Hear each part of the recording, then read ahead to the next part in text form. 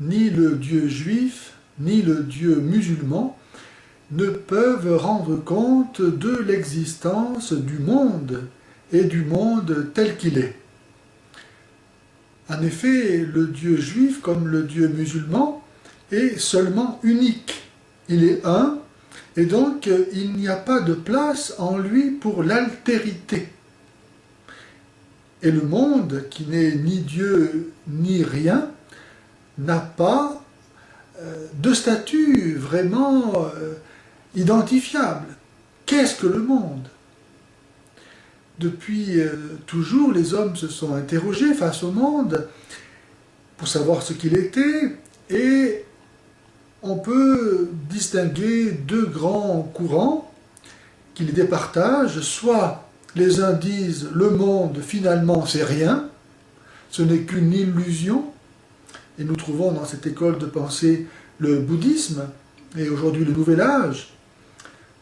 Le moi, la personne, est appelé à se fondre dans le grand soi impersonnel, mais il n'existe pas en tant qu'individualité unique.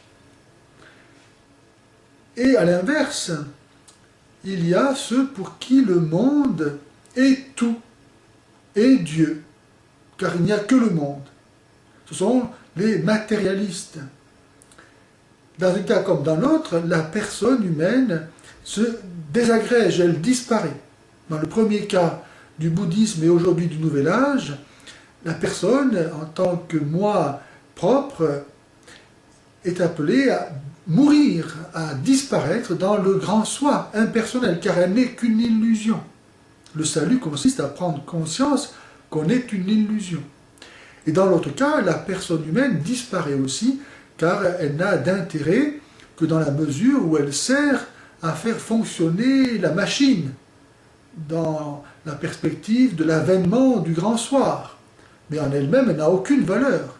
Elle n'a de valeur que dans la mesure où elle est rentable, efficace, pour faire advenir le royaume sur terre.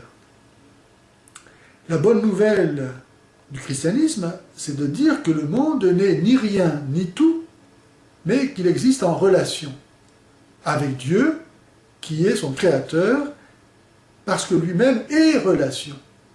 Chaque personne en Dieu est relation.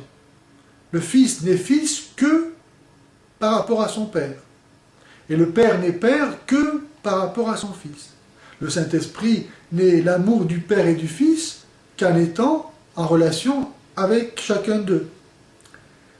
Chaque personne est Dieu. Autrement dit, Dieu est relation.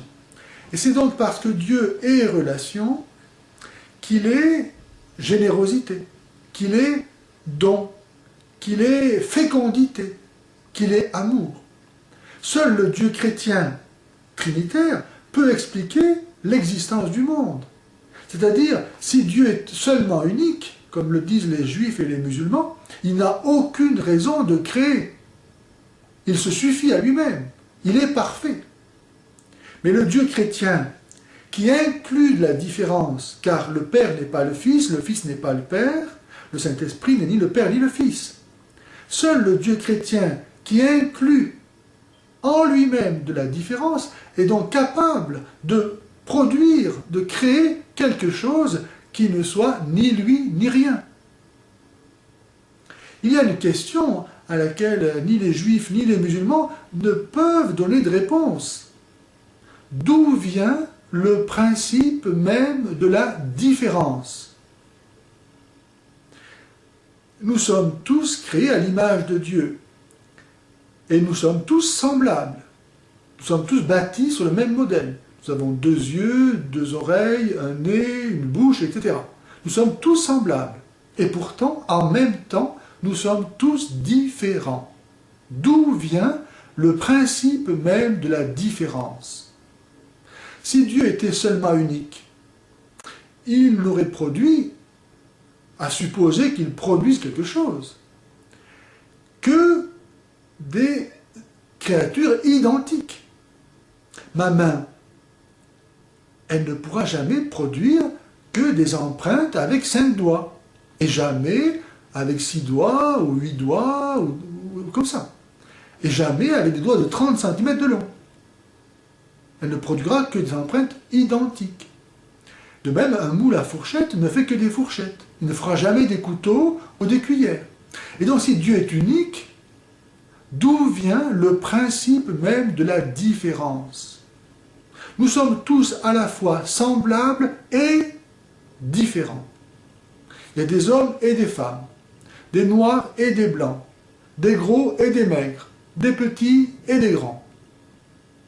D'où vient le principe même de la différence? Si nous sommes créés différents tout en étant identiques, ça signifie que Dieu, qui n'a pris modèle qu'en lui-même, car lui seul existe, lui-même connaît et donc inclut en lui la différence. Dieu est différent.